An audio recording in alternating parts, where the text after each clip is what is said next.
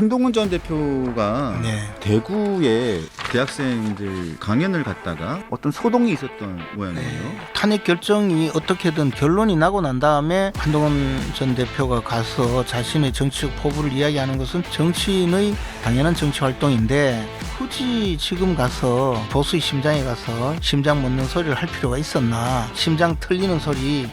지금 한동훈 전 대표가 네. 지금 그 대구에 그 대학생들 강연을 갔다가 네. 강연을 갔는데 그 강연을 갔는데 강연에서 어떤 소동이 있었던 모양이에요. 네. 소동은 있었던 모양인데 저는 정확하게는 잘 모르겠습니다만 소동이 있었는데 그 소동을 두고 그 보도를 한 것을 두고 그 일단은 보도한 측에서는 좀 반대 목소리가 좀 많았다. 그게 TK 민심이다라고 보도를 했고 한동훈 대표 측은 미디어가 그 언론이 특정한 의도를 가지고 보도를 했다라고 하면서 지금 감정 싸움이 벌어졌어요. 이건 어떻게 보십니까?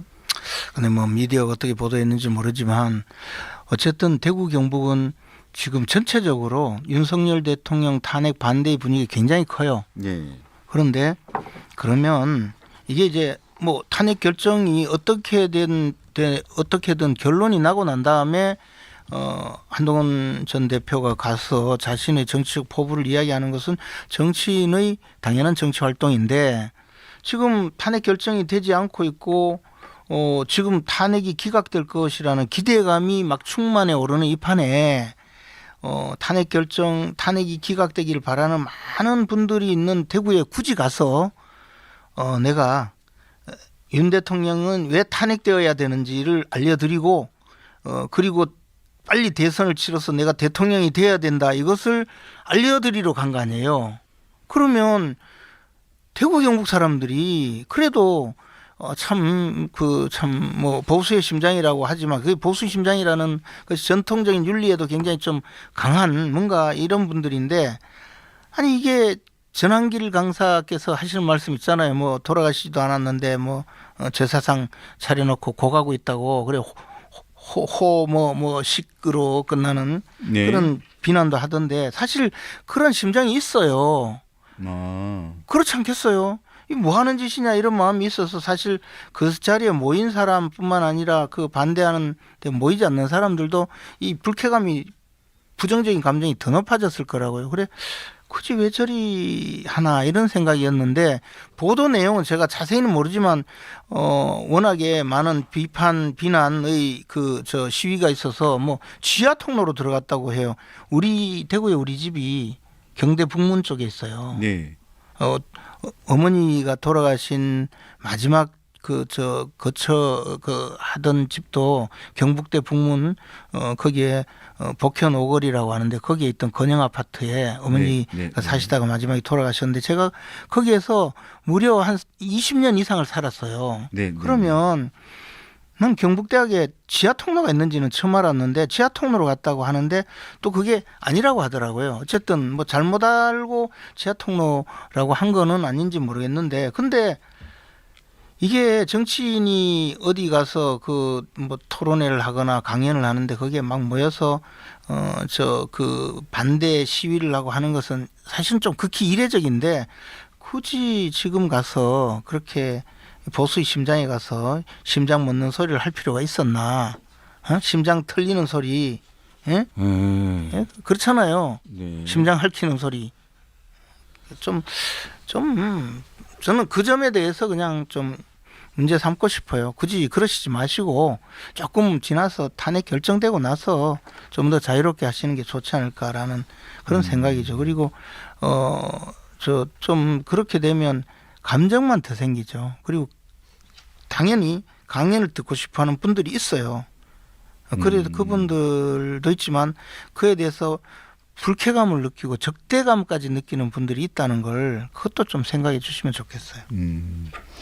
이게 뭐 하여튼 저도 뭐 그 내용을 잘 모르겠는데 일단은 뭐 일부 보도에서 뭐 지하문, 뭐 지하 통로, 뒷문 이렇게 표현을 한 모양이에요. 그래서 뒷문이 아니고 사실은 경북대 북문은 북문이 북문은 거의 정문처럼 보여요. 이제는 그래 돼 있어요.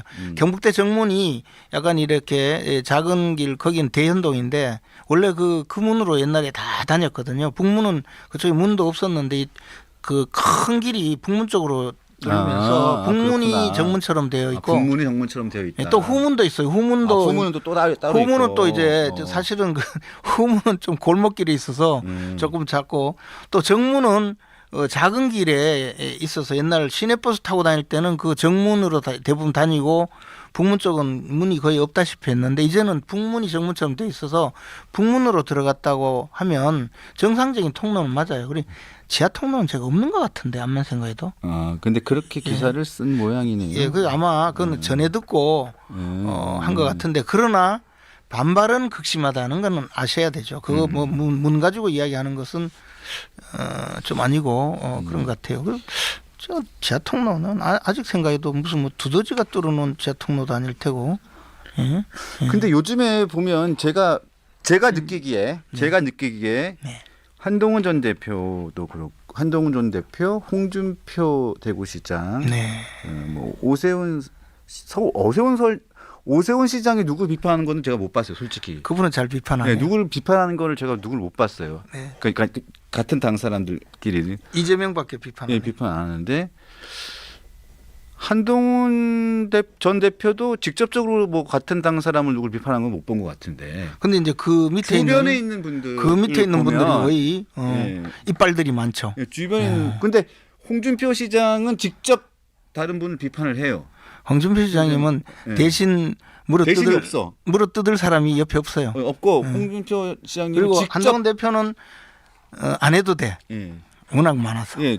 근데 한동훈 전 대표는 주변에 있는 분들이 네. 모든 사람을 다 비판하시는 것 같아. 그래서 오신장 비판하고 그뿐만 아니에요. 시장도 비판하고. 거기는 저 대권 주자가 전혀 아닌 사람도 막 욕해. 예.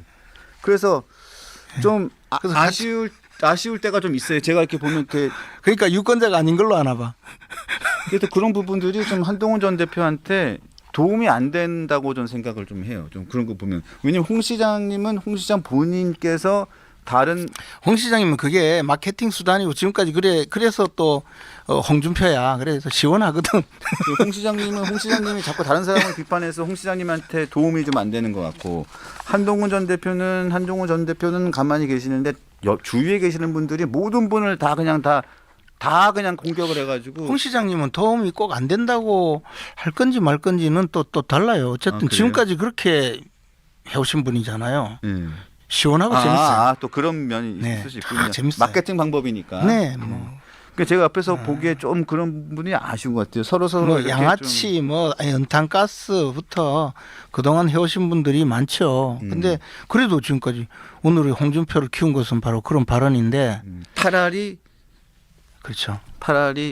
아마 홍준표 시장님이 공격하지 않는 분도 드물 거예요. 홍준표 대표가 유일하게 직접적으로 비판하지 않는 그 분이 오세훈 시장이었는데 어제 한 방 날렸던데요. 갈대의 순정이라고. 그랬어요. 오세훈 시장님 그 정도면 진짜 양호한 거예요. 갈대의 순정. 그럼 정책도 갈대, 마음도 갈대 이러면서 갈대의 순정을 하고 날렸던데. 그래서